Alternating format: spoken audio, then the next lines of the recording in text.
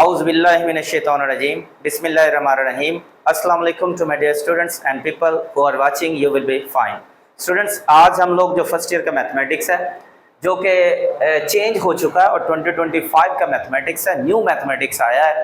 जो पहले वाला पुराने वाला मैथमेटिक्स है उसकी मैं बात नहीं कर रहा। इसका चैप्टर नंबर है 4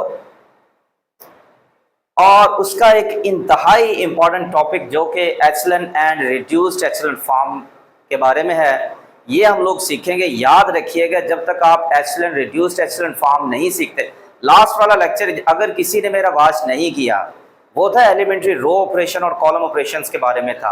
अगर किसी ने वॉच नहीं किया तो उसको लाजमी तौर पर वॉच कर लें, क्योंकि उसके अंदर जो मैंने चीज़ें वहाँ पर बताई हैं ऑपरेशंस के अंदर, उनको यूज़ करते हुए ही आप एचलन एंड रिड्यूस्ड एचलन फॉर्म के बारे में सीख सकते हैं। अच्छा, एक और बात बता दूँ, एचलन रिड्यूस्ड एचलन फॉर्म अगर आप सीखते हैं तो उसके बाद आपको रैंक का भी पता चलेगा। इसके अलावा बहुत सी ऐसी इक्वेशंस हैं जो कि हमारे पास linear system of linear equations, homogeneous, non homogeneous, जो कुछ भी हम लोग उनके सॉल्यूशंस फाइंड आउट करेंगे, हमें ये वाला जो एचलन और रिड्यूस्ड एचलन फॉर्म जो है ये हमें वहाँ पर यूज़ करनी पड़ेगी। उसके अलावा जो बेसिक आपकी चीज़ है जो कि रो ऑपरेशंस, कॉलम ऑपरेशंस के बारे में, वो भी आपको सीखना पड़ेगा। मैं उसका लिंक भी डिस्क्रिप्शन के अंदर दे दूंगा, वहाँ से जाकर आप उसको वॉच कर लीजिएगा। उसको पहले लाजमी तौर पर वॉच कीजिएगा। अच्छा, अब हम लोग चलते हैं अपने आज के टॉपिक की तरफ। पहला है एचलन, दूसरे नंबर पर है रिड्यूस्ड एचलन। अच्छा, मैं पहले एचलन को करूँगा, बाद में हम लोग रिड्यूस्ड एचलन की तरफ चलेंगे। अच्छा, वैसे चले मैं बाद में वो बताऊँगा एचलन को और भी क्या कहा जा सकता है। अब matrix is said to be echelon if कोई भी मैट्रिक्स उस वक्त एचलन कहलाता है if, क्या है if? Number 1, every non zero element. अच्छा, non zero, every non zero element, इसको हम लोग लीडिंग एलिमेंट का नाम भी देते हैं, leading element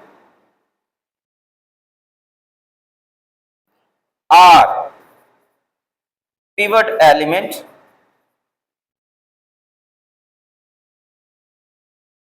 of each row must be 1।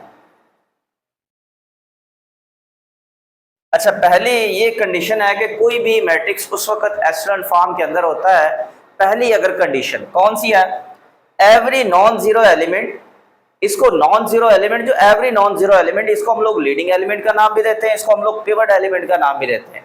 Of each row must be 1। अच्छा, कुछ मैथमेटिशियंस कहते हैं कि ये जो लीडिंग एलिमेंट है ये जरूरी नहीं है कि 1 हो, सो 1 के अलावा भी हो सकता है, लेकिन आपकी बुक्स के अंदर चूंकि उसने 1 को ही यूज किया, इसीलिए मैं यहां पर 1 को ही यूज करूंगा, leading element. Number 2,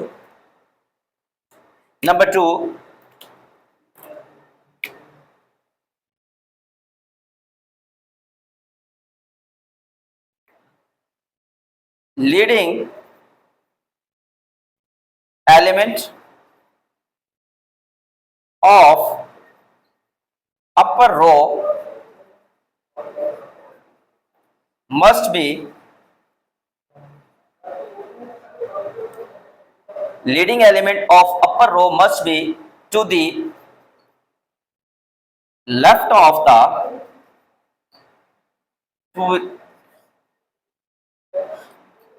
to the left of the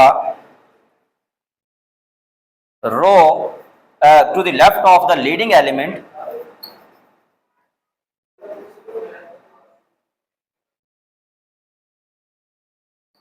of row to below it। अच्छा, मैं चले थोड़ा सा इसको, जब आपको एग्जांपल्स दूंगा ना वहां पर जाके आपको बड़ी अच्छी तरह से समझ आ जाएगी इसका क्या मतलब है। इसका मतलब यहां पर वैसे मैं इसको ट्रांसलेट भी कर देता हूं, लीडिंग एलिमेंट ऑफ अपर रो, यानी कि ऊपर वाली जो रो है उसका लीडिंग एलिमेंट है, so must be to the left of the leading element of the row to below it, यानी कि जो नीचे वाली हमारे पास रो आ रही है ना और ऊपर वाली रो, इन दोनों में फर्क इस तरह से हो इनके लीडिंग एलिमेंट में। ऊपर वाली रो का जो लीडिंग एलिमेंट है ना नीचे वाली रो के लीडिंग एलिमेंट से लेफ्ट पर होना चाहिए। अच्छा, तीसरी condition, number 3 condition,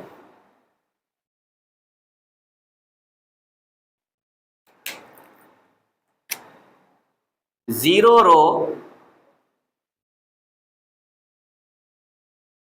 if any.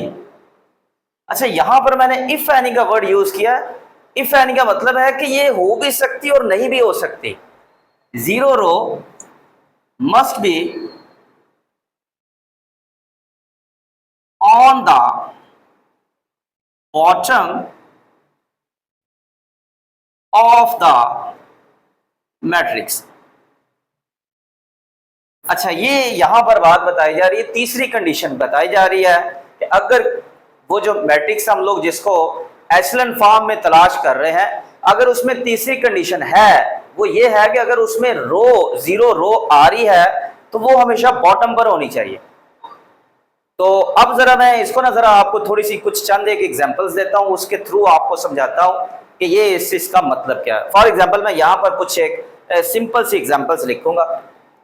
Number 1, ये एक मैट्रिक्स है 1 2 -3 5, उसके बाद है 0 1 8 7 0 0 1 6। अच्छा, अब जरा गौर करें, ये पहले वाला, चले एक और एग्जांपल आपको लिख देता हूं ताकि आपको बिल्कुल वाज़ेह हो जाए। 1 8 6 0 1 2 0 0 0। अब यहां पर मैंने 2 एग्जांपल्स लिखी। अब जरा देखते हैं, हम लोग अपनी कंडीशंस की तरफ चलते हैं। सो पहले वाली कंडीशन उसने बताई है एवरी नॉन जीरो एलिमेंट। अच्छा, नॉन जीरो एलिमेंट वो जीरो एलिमेंट नहीं होना चाहिए। इसको हम लोग लीडिंग एलिमेंट भी पढ़ते हैं, इसको हम लोग पिवट एलिमेंट का नाम भी देते हैं। ऑफ ईच रो, हर एक रो का मस्ट बी 1। अब जरा गौर करें, लीडिंग का मतलब फर्स्ट वाला एलिमेंट। अच्छा, ये भी एक बात याद रखिएगा, मैं कुछ एग्जांपल्स दूंगा आपको, ये समझ ना लीजिएगा कि फर्स्ट लीडिंग एलिमेंट हमेशा फर्स्ट पर होता है, सेकंड एलिमेंट भी हो सकता है, थर्ड एलिमेंट भी हो सकता है। लेकिन अगर हमारे पास सेकंड नंबर पर फर्ज करते हैं कि कॉलम नंबर रो नंबर 1 और कॉलम नंबर 2 के अंदर उसकी पोजीशन आ जाती, उससे पहले वाला एलिमेंट अगर वो लेंगे तो वो फिर 0 होगा। ये बात ध्यान में रखिएगा, वो एक अलग से आप लोगों को मैं जो है ना गाइड कर देता हूं। अच्छा, यहां पर जरा चेक करें, लीडिंग एलिमेंट फर्स्ट रो का 1 आ रहा है, ठीक हो गया। उसके बाद दूसरी condition, leading element of upper row must be to the left of the leading element of the row to below it. अच्छा, नेक्स्ट वाली जो हमारे पास आ रही है रो, उसको जरा चेक करें, उसका लीडिंग एलिमेंट यहां पर 1 है, इसका भी 1 है। अब जरा गौर करें, जो हमारे पास ऊपर वाली रो है, नीचे वाली रो से इसका जो लीडिंग एलिमेंट है उसके लेफ्ट पर नहीं आ रहा। यहां पर चेक करें, ये लेफ्ट पर आ रहा है। इसका लीडिंग एलिमेंट जरा चेक करें, ये लेफ्ट पर आ रहा है। ये तो खैर वैसे ही आखिरी वाली रो है, इसका तो हमें चेक करने की जरूरत ही नहीं है। अब यही बात उसने कही है, अगर वो कहता है कि लीडिंग एलिमेंट हमारे पास लिया जाए हर एक रो का, तो जो ऊपर वाली रो है उसका लीडिंग एलिमेंट जो है नीचे वाली रो के लेफ्ट पर होना चाहिए। या दूसरे अल्फाज में आप ये भी कह सकते हैं, जो नीचे वाली रो है उसका लीडिंग एलिमेंट जो ऊपर वाली रो है उसके राइट पर होना चाहिए। ये भी दूसरे अल्फाज में आप ये भी बात कह सकते हैं। अच्छा, एक तो ये एग्जांपल दी, दूसरी एग्जांपल जरा चेक करें, इसका भी लीडिंग एलिमेंट यहां पर 1 है, ओके हो गया। उसके बाद यहां पर आ गया 1, ये जो नीचे वाली रो है उसके ऊपर वाली रो के राइट साइड पर है, या ऊपर वाले का लीडिंग एलिमेंट नीचे वाली रो के लीडिंग एलिमेंट से लेफ्ट पर है।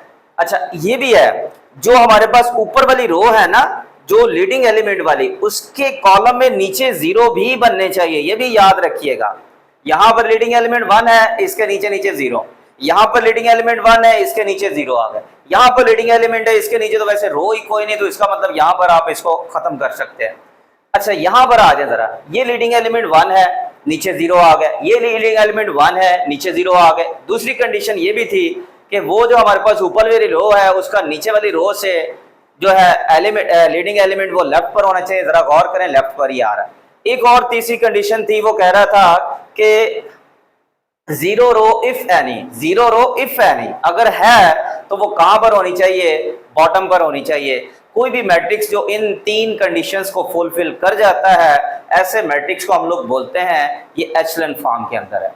उम्मीद है आपको इसकी समझ आ चुकी होगी। मैं थोड़ा सा मजीद आपको एक्सप्लेन कर देता हूँ एक और एग्जांपल देकर।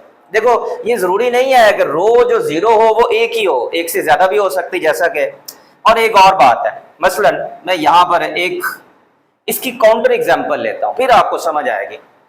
0 1 8 7, यहां पर मैंने लिखा है 1 0 2 6, उसके बाद 0 0 1 7। अब जरा गौर करें कि ये वाला जो मेरे पास मैट्रिक्स आ रहा है, पहली शर्त है कि लीडिंग एलिमेंट जो है वो 1 होना चाहिए।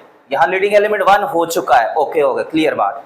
यहां पर भी 1 हो चुका है, इसके नीचे भी 0 वैसे आ गए, इसके नीचे भी 0 आ गए। वैसे तो अगर देखा जाए तो ठीक है, 0 नीचे आ रहे हैं, हो जाना चाहिए काम को। लेकिन दूसरी कंडीशन जरा चेक करें।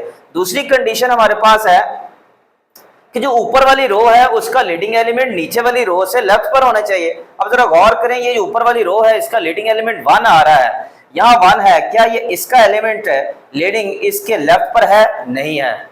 यहाँ पर इसका लीडिंग एलिमेंट ऊपर वाली रो का राइट पर आ रहा है, तो इसका मतलब है दूसरी ही कंडीशन फुलफिल नहीं हुई।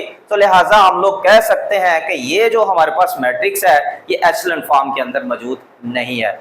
उम्मीद है आपको इसकी समझ आ चुकी होगी बड़ी अच्छी तरह से। अगर फिर भी समझ ना आए तो आप कमेंट्स में जाकर मुझे कमेंट कीजिएगा, इंशाल्लाह 5 बजे जाकर मैं मजीद आपको ना इसको एक्सप्लेन कर दूंगा अगर आपको समझ ना आई हो तो। ये था हमारे पास एचेलन फॉर्म। अच्छा, नेक्स्ट हमारे पास आ जाता है रिड्यूस्ड एचेलन फॉर्म। रिड्यूस्ड एचेलन फॉर्म का मतलब है कि इसका जो एचेलन फॉर्म का नेक्स्ट लेवल है, यानी कि एचेलन फॉर्म भी हो और उसको मजीद उसने अपग्रेड किया हुआ है। वो कैसे अपग्रेड किया हुआ है? अब वो कहता है कि कोई भी ऐसा मैट्रिक्स जो कि हमारे पास एचेलन फॉर्म के अंदर हो, पहली बात एचेलन फॉर्म में हो। दूसरी बात, जहां पर उसका लीडिंग एलिमेंट है उस कॉलम के अंदर ऊपर भी 0 हो और नीचे भी 0 होने चाहिए। सो ऐसा मैट्रिक्स जिसके ये 2 कंडीशंस फुलफिल हो रही हो, नंबर 1 वो एचेलन फॉर्म के अंदर हो, नंबर 2 ये है कि जहां पर उसका लीडिंग एलिमेंट है उसके ऊपर और नीचे उस कॉलम में तमाम एंट्रीज सिवाय उसके लीडिंग एलिमेंट के तमाम एंट्रीज क्या होनी चाहिए? 0 होनी चाहिए। अब जरा मैं आपको उसकी एग्जांपल्स देता हूं रिड्यूस्ड एचेलन फॉर्म्स की।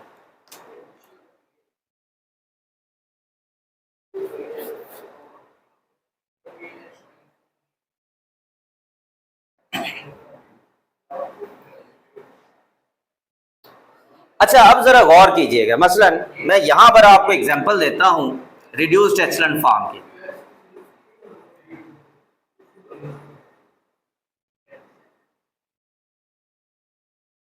अब रिड्यूस्ड एचेलन फॉर्म क्या होते हैं? मसलन मैं यहां पर एक एग्जांपल देता हूं, यहां मैंने लिखा है 1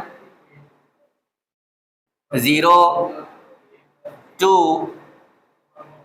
0, यहां मैंने लिख दिया 0 1 0 6 लिख दिया, यहां मैंने लिख दिया 0 0 1 8 लिख दिया। अब जरा गौर करें कि ये जो हमारे पास मैट्रिक्स आ रहा है, ये वाला जो मैंने आपको एग्जांपल दी है, इसका पहले तो चेक करें आया कि ये एचेलन फॉर्म के अंदर मौजूद भी है कि नहीं है। अच्छा, एचेलन फॉर्म में अभी मैं थोड़ा सा फिर से इसको रिकॉल कर देता हूं। एचेलन फॉर्म के अंदर तब हमारे पास मैट्रिक्स होता है जब पहली कंडीशन हो कि एवरी नॉन जीरो एलिमेंट और leading element pivot element must be one of each non zero row. अब जरा गौर करें, ये वाली हमारे पास नॉन जीरो रो है, इसका लीडिंग एलिमेंट 1 आ गए, इसका भी 1 है और इसका भी 1 है। अब देखते हैं लीडिंग एलिमेंट है कहां पर, होने कहां पर चाहिए? लेफ्ट पर होने चाहिए, नीचे वाली रो से। अब जरा गौर करें, दूसरी कंडीशन के मुताबिक leading element of upper row must be to the left of the leading element of the row to below it, यानी कि जो हमारे पास ऊपर वाली रो है उसके नीचे वाली रो है उसका जो नीचे एलिमेंट ऊपर अपर वाली का उसका लेफ्ट पर होना चाहिए। यहाँ लेफ्ट पर है, ये भी लेफ्ट पर है नीचे वाली के लिहाज से, तो इसका मतलब है दूसरी भी कंडीशन फुलफिल हो रही है। और ये भी कंडीशन थी कि जहां पर लीडिंग एलिमेंट आ रहा हो उसके नीचे 0 एंट्रीज होनी चाहिए। यहाँ लीडिंग एलिमेंट 0 एंट्रीज है, यहाँ लीडिंग एलिमेंट 0। इसका एचेलन फॉर्म में ये इसका इस बात से कोई ताल्लुक नहीं कि ऊपर वाली एंट्री 0 है या नहीं है, लेकिन जहां पर लीडिंग एलिमेंट आया उसके नीचे वाली एंट्री जो है ना वो 0 होना जरूरी है। यहाँ पर लीडिंग एलिमेंट आ गया 1, तो इसके नीचे तो वैसे रो ही कोई नहीं, तो ये तो चेक नहीं करेंगे ऊपर 0 आएगा या नहीं आएगा, वो अलग बात। तो ये एचेलॉन फॉर्म के अंदर आ गया। अच्छा, अब रिड्यूस्ड एचेलॉन फॉर्म जो ये कहा गया था कि वो जो एचेलॉन फॉर्म है उसमें अगर ये कंडीशन हो कि जिसमें हमारे पास लीडिंग एलिमेंट हो उसके ऊपर वाली या नीचे वाली, ऊपर वाली आ रही हो या नीचे वाली, जो भी एंट्रीज आ रही है वो सारी की सारी 0 हो। जरा गौर करो, यहाँ लीडिंग एलिमेंट 1 है, इस कॉलम के अंदर तमाम इसके अलावा एंट्री 0 नहीं हो गए। अच्छा, अब यहां पर जरा चेक करें, ये वाला जो हमारे पास मैट्रिक्स आ रहा है ये 1 है, इस कॉलम में चेक करें ऊपर और नीचे 0 0 आ रहे हैं। इस कॉलम के अंदर 1 तो हमारे पास एक लीडिंग एलिमेंट है, इस कॉलम के अंदर बाकी एंट्री 0 होना जरूरी है। तीसरा लीडिंग एलिमेंट, क्या इसमें तमाम एंट्रीज कॉलम के अंदर बाकी की 0 है? नहीं है, मौजूद नहीं है। जरा गौर करें, यहां पर 2 आ रहा है। हाँ, अगर मैं इसको 2 को खत्म करता हूं, ये एचेलॉन तो हो गई थी, अब मैं यहां पर 2 को खत्म करता हूं, यहां लिख देता हूं 0। अब जरा गौर करें कि ये जो हमारे पास मैट्रिक्स, इसमें लीडिंग रो नंबर 3 के अंदर लीडिंग एलिमेंट 1 है, उससे ऊपर वाली एंट्रीज क्या हो गई हैं? 0 हो गई हैं। सो लिहाजा इसको हम लोग बोलते हैं, ये जो हमारे पास मैट्रिक्स है ये रिड्यूस्ड एचेलॉन फॉर्म के अंदर मौजूद है। इसको आप एचेलॉन भी कह सकते हैं, इसको रिड्यूस भी कह सकते हैं। रिड्यूस क्यों कहा गया है ये मैंने आपको बताया है कि एचेलॉन के अंदर जहां लीडिंग एलिमेंट है उसकी नीचे वाली एंट्रीज 0 होनी चाहिए, ऊपर वाली 0 हो ना हो डजंट मैटर। लेकिन जो रिड्यूस्ड एचेलॉन फॉर्म है उसका नेक्स्ट लेवल है, इसमें जहां पर लीडिंग एलिमेंट मौजूद है उसके ऊपर और नीचे तमाम एंट्रीज जो है ना उनका 0 होना जरूरी है।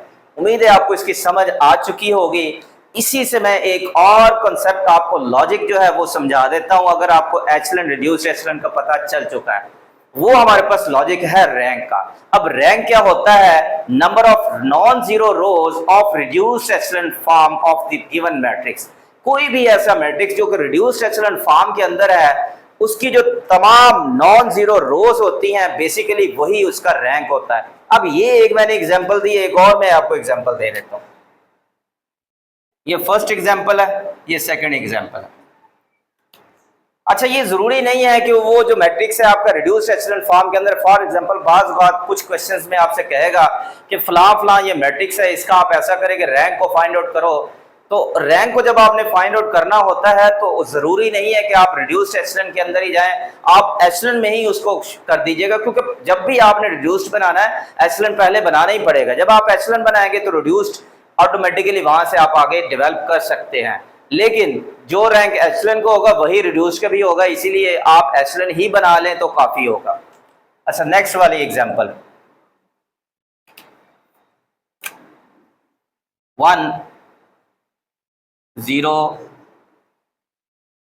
2 6 0 1 0 6 8 0 8। अच्छा, यहां पर भी मैं 0 लिख देता हूं, 0 0 0 0। इसको चाहें तो आप वैसे 6 भी रहने दे दें, 5 लिख दें, कुछ भी लिख दें। अब जरा गौर करें कि ये जो हमारे पास मैट्रिक्स है ये दोनों ही रिड्यूस्ड एचेलॉन फॉर्म के अंदर मौजूद है। इसमें जरा चेक करें कि नॉन जीरो रोज की तादाद कितनी आ रही है। ये भी रो हमारे पास नॉन जीरो, या नॉन जीरो रो क्या होती है कि जिसकी तमाम एंट्री 0 नहीं होती, उसको नॉन जीरो रो का नाम दिया जाता है। ये वाली रो है, इसमें एक नॉन जीरो, दूसरी और तीसरी, 3 नॉन जीरो है। इसको आप बोल सकते हैं इसका रैंक जो है 3 है।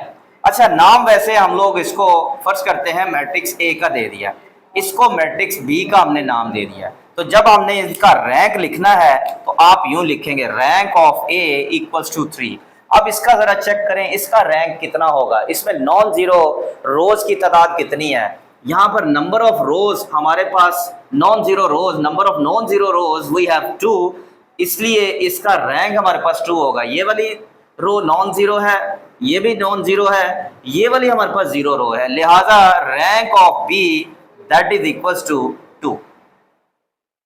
उम्मीद है आपको जो एचेलॉन, रिड्यूस्ड एचेलॉन, उसके बाद रैंक है, इन सब की आपको समझ आ चुकी होगी। फिर भी अगर कोई मसला हो तो आप मेरे साथ डिस्कस कर सकते हैं। डिस्क्रिप्शन के अंदर में जाओ, आप जाइएगा वहाँ पर जो, बल्कि कमेंट्स में जाएं, वहाँ पर जाके आप लोग मुझे कमेंट्स करें, मुझे वहाँ से आइडिया हो जाएगा।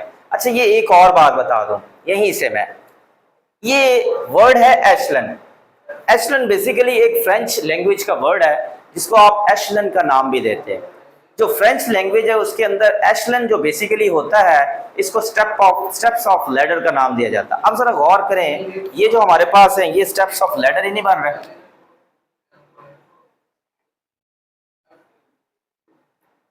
ये स्टेप्स ऑफ लैडर है। इसी तरह यहां पर आ जाए, ये भी स्टेप्स ऑफ लैडर है। सो वो तमाम मैट्रिसेस जो इस इन फॉर्म के अंदर होते हैं उनको हम लोग एचलन भी बोलते हैं, उनको हम लोग रिड्यूस्ड एचलन का नाम भी देते हैं। बेसिकली जो रिड्यूस्ड है वो एचलन से ही आगे डेवलप हुआ है। तो इंशाल्लाह नेक्स्ट जो हमारे पास लेक्चर आ रहा है उसके अंदर हम लोग कुछ इससे रिलेटेड कुछ प्रॉब्लम्स जो है ना वो सॉल्व आउट करेंगे। एचलन रिड्यूस्ड एचलन फॉर्म जो हम लोगों ने सीखी है, उसके बाद हमने एचलन रिड्यूस्ड एचलन फॉर्म बनाने के बाद सीखने के बाद हमने एक रैंक के बारे में सीखा था। अब यहां पर हमें रैंक का पूछा जा रहा है। याद रखिएगा, जब तक आप इसके बेसिक लेक्चर्स नहीं लेते तब तक आपको इसकी समझ नहीं आनी। बेसिक लेक्चर से मुराद आपको एलिमेंट्री रो ऑपरेशन और कॉलम ऑपरेशन सीखना ही पड़ेगा। वो मैंने पहले लेक्चर के अंदर जो एक्सरसाइज 4.3 उसके अंदर मैंने एक्सप्लेन किया है। एलिमेंट्री रो ऑपरेशन आप सीख लें, तो कॉलम ऑपरेशन ना भी सीखें काम आपका चल जाएगा, लेकिन रो ऑपरेशन तो लाजमी तौर पर सीखें। अगर उसकी आपको समझ आई है तो फिर देन आप यहाँ पर उसका रैंक भी निकाल लेंगे। और रैंक कैसे निकालते हैं, हम लोग रो ऑपरेशन लगा के ही रैंक निकालेंगे। अच्छा, अब जरा गौर करें, ये हमारे पास मैट्रिक्स है, इसका हमने रैंक फाइंड आउट करना। अब रैंक की हमने अभी डेफिनेशन पढ़ी है कि वो मैट्रिक्स जिसको रो ऑपरेशन लगाने के बाद हम लोग क्या करते हैं, एचलन या रिड्यूस्ड एचलन फॉर्म के अंदर कन्वर्ट कर देते हैं। उसके बाद जो हमारे पास number of non zero rows की तादाद होती है उसको हम लोग रैंक पढ़ते हैं। आइए हम लोग पहले इसको रो ऑपरेशन यूज करके हम लोग इसको एचलन फॉर्म में कन्वर्ट करते हैं। ये एचलन फॉर्म में जब कन्वर्ट करना होता है तो हमारा पहला गोल क्या होता है, जो लीडिंग एलिमेंट है वो 1 होना चाहिए। अब मैं यहां पर पहले इसको लिख लेता हूं।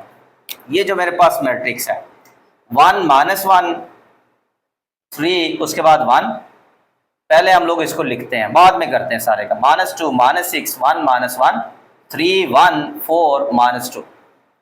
अच्छा, अब पहले जरा चेक करें, रो 1 की तरफ चलते हैं। अब तीनों कंडीशंस हमने बारी बारी जो है ना फुलफिल करवानी। पहली कंडीशन मैंने अब सारी रेज कर दी है, मैं अब वैसे आपको रिकॉल करता जाऊंगा।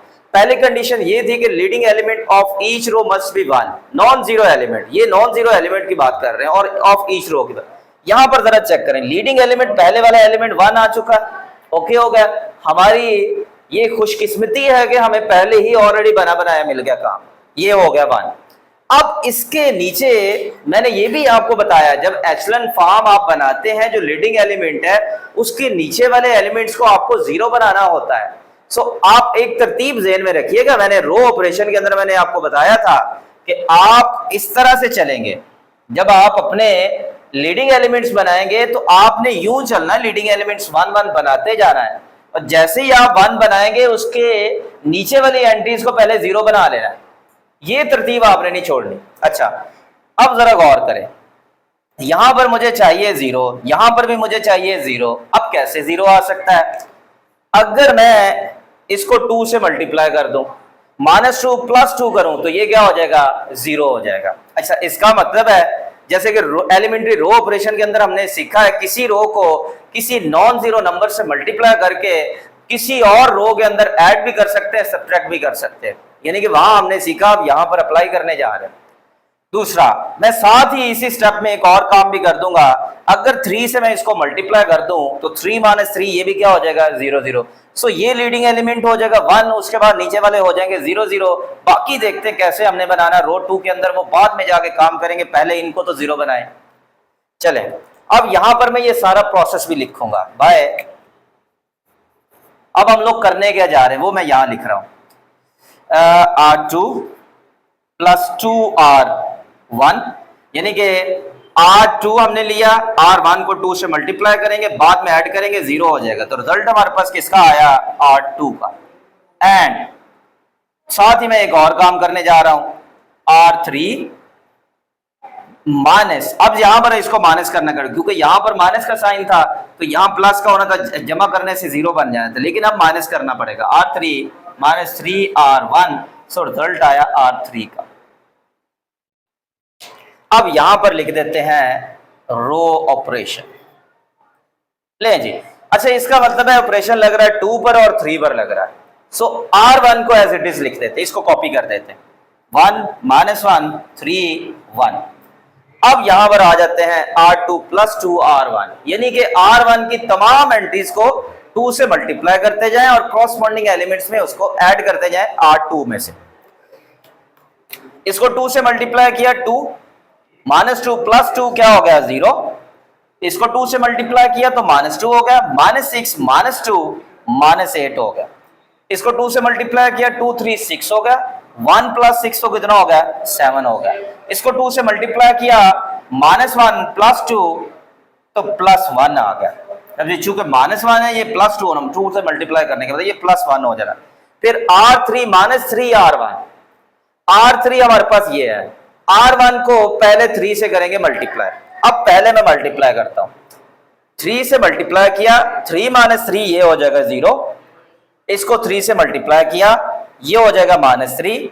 उसके बाद जब इसमें से सब्ट्रैक्ट करेंगे 1 माइनस इंटू -3 माइनस माइनस क्या हो जाएगा प्लस, 3 + 1 4 हो जाएगा। तो यहां पर लिख देते हैं 4।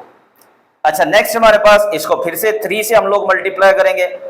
जब 3 से ये मल्टीप्लाई होगा तो ये हमारे पास हो जाएगा 3 3 9, 4 - 9 तो ये आ जाएगा -5। सो यहां -5 लिख देते हैं।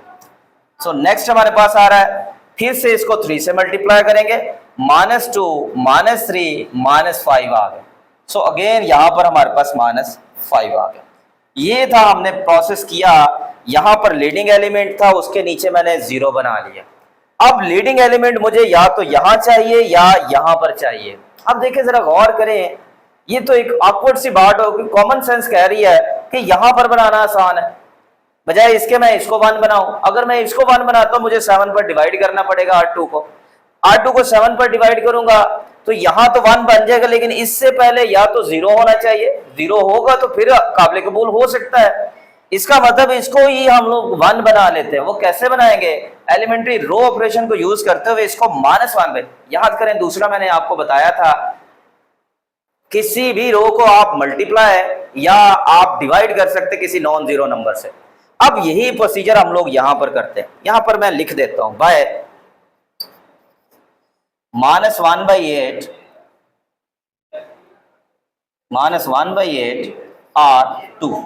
R2 को 1/8 से मल्टीप्लाई कर देते हैं। ये मैं यहां से रेस कर देता हूं ताकि आपको गलती ना लगे।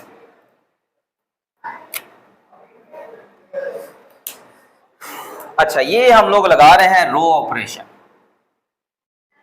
अच्छा हमारे पास जो ऑपरेशन लग रहा है वो R2 पर लग रहा है, तो रिजल्ट भी R2 का ही आएगा। अब इसका मतलब R2 पर ऑपरेशन लग रहा है, R1 और 3 को एज इट इज लिख देंगे। इनको मैं ऐसे कॉपी कर देता हूं, 0 4 -5 -5 R1 R2 ये है हमारे पास, -1/8 से मल्टीप्लाई करेंगे। -1/8 से इसको मल्टीप्लाई किया तो ये हो गया 0। मैं इसको किसी और कलर से लिखता हूं क्योंकि इस पर मैंने ऑपरेशन लगाया, इस रो को। इसको -1/8 से मल्टीप्लाई करेंगे, -1/8 मल्टीप्लाई -8, ये इससे खत्म तो +1 बन। सो इसको -1/8 से मल्टीप्लाई करेंगे, 7 मल्टीप्लाई -1/8 तो -7/8 आ। इसको -1/8 से मल्टीप्लाई करेंगे तो -1/8 ही रहेगा। नहीं जी, यहां पर लीडिंग एलिमेंट अब हमने रो 2 के अंदर 1 बना लिया। अब हमें चाहिए यहां पर 0। अब यहां पर 0 चाहिए तो आप क्या करें, ये जो हमने लीडिंग एलिमेंट बनाया जिस रो के अंदर, अब इस रो को यूज करते हुए नीचे वाली एंट्रीज को 0 बनाएंगे। अब कैसे 0 बनाएंगे, अगर मैं इसको 4 से मल्टीप्लाई कर दूं रो 2 को और रो 3 माइनस रो 2 कर दूं तो 4 - 4 क्या 0 नहीं बन जाएगा। याद रखना ये तरतीब नहीं छोड़नी। पहला ये 1 बनाया लीडिंग एलिमेंट, इसकी मदद से नीचे वाले 0 बनाए, यहां लीडिंग एलिमेंट 1 बनाया, इसकी अब मदद से नीचे वाले 0 बनाए। ये तरतीब नहीं छोड़नी आपने। अगर ये तरतीब छोड़ देंगे तो आपका सवाल ही गलत हो जाना।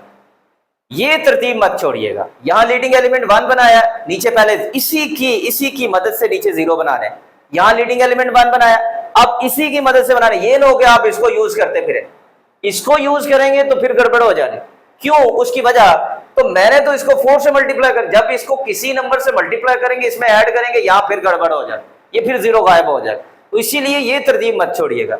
यहां 1 बना लिया, अब यहां इसकी मदद से नीचे 0 बनाओ, कैसे बनाएंगे, अगर मैं इसको 4 से मल्टीप्लाई कर देता हूं, 4 - 4 क्या हो जाएगा, 0 हो जाएगा, हमारा काम बन जाएगा। सो यहां पर मैं अब लिखता हूं ये सारा procedure, bye R3 - 4R2, result आया R3 का। अच्छा, अब इसका मतलब है कि जितना भी ऑपरेशन हमारा लग रहा है R3 के ऊपर लग रहा है, 1 और 2 को ऐसे ही कॉपी कर दो, ये आ गई मेरी रो 1 और ये आ गई रो 2। अब रो 3 की तरफ चलते हैं, जो प्रोसीजर लिखा R3 - 4R2, सो इसको तो 4 से मल्टीप्लाई करो, 0 - 0, तो ये 0 को जिससे मर्जी मल्टीप्लाई करो, होना तो 0 ही है, ये आ गया 0। अच्छा, मैं इसको किसी दूसरे कलर से लिख देता हूं, अब जरा इसको मल्टीप्लाई करो 4 से, R2 को 4 - 4, ये भी क्या हो गया 0।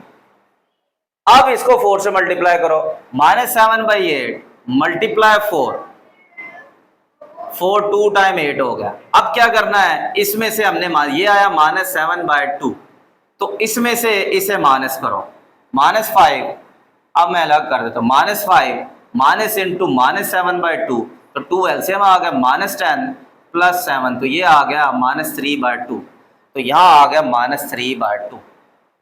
तो इसी तरह नेक्स्ट हमारे पास आ रहा है, अगेन इसको क्या करेंगे, 4 से मल्टीप्लाई करेंगे।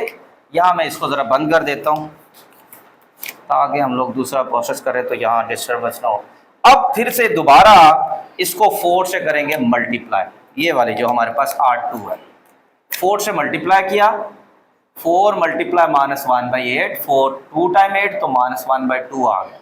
अब -5 माइनस इंटू -1/2, 2 एलसीएम आ गया, -10 + 1, तो -9/2 आ गया, ये आ गया -9/2।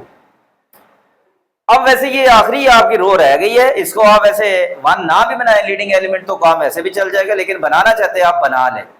अच्छा, ये -3/2 है, ये देखिए लीडिंग एलिमेंट यहाँ 1 है, इसके नीचे 0 हो गया। अब लीडिंग एलिमेंट यहाँ 1 बनाना है, 1 या यहाँ पर 1 बनाना है। सो वैसे अगर देखा जाए कॉमन सेंस तो यही कहती है, यही इजी है, इसी को बना लो।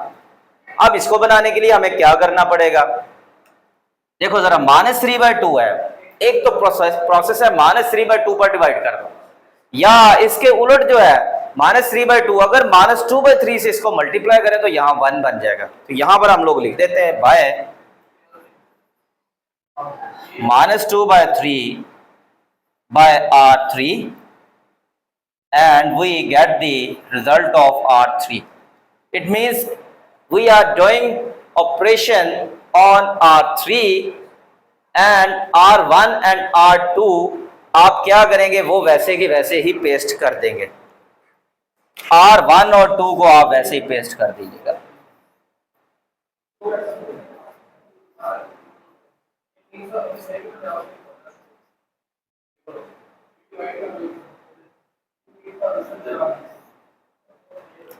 लो जी, इसको -3/2 2/3 से करोगे तो ये तो 0 ही रहेगा, इसको -2/3 से करोगे ये भी 0 रहेगा, इसको -2/3 से करोगे -2/3 मल्टीप्लाई -3/2, 2 2 से गया, 3 3 से गया, तो +1 आ गया, यहाँ 1 आ गया।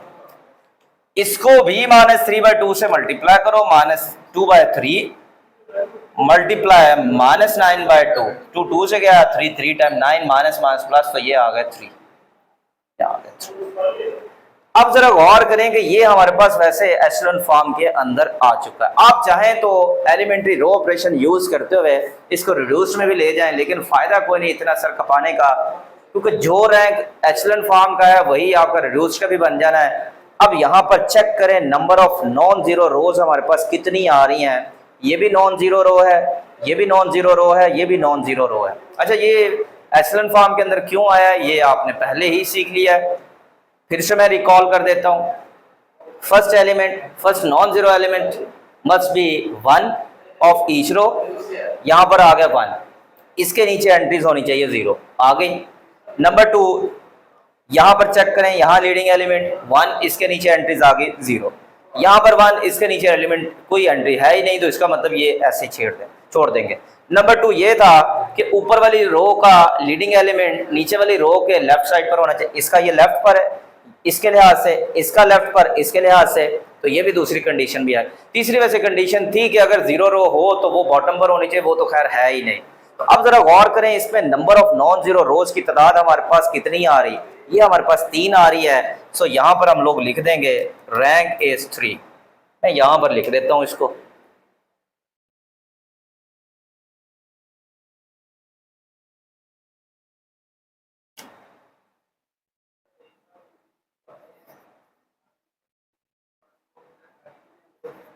लो जी, ये आपका आंसर आ गया। उम्मीद है आपको इसकी समझ आई होगी। फिर से मैं दोबारा आपको बता दूं स्टूडेंट्स, जब तक आप लोग एलिमेंट्री रो ऑपरेशन को नहीं सीखते पहले लेक्चर के अंदर, तब तक इनकी आपको समझ नहीं आनी। उम्मीद है आप उसको भी अच्छी तरह से करेंगे और इंशाल्लाह फिर आपको ये सीखने में कोई परेशानी नहीं होगी रैंक को फाइंड आउट करने में। इंशाल्लाह नेक्स्ट लेक्चर में हम लोग फिर से मिलेंगे, तब तक के लिए मुझे इजाज़त दीजिए। अल्लाह हाफिज़।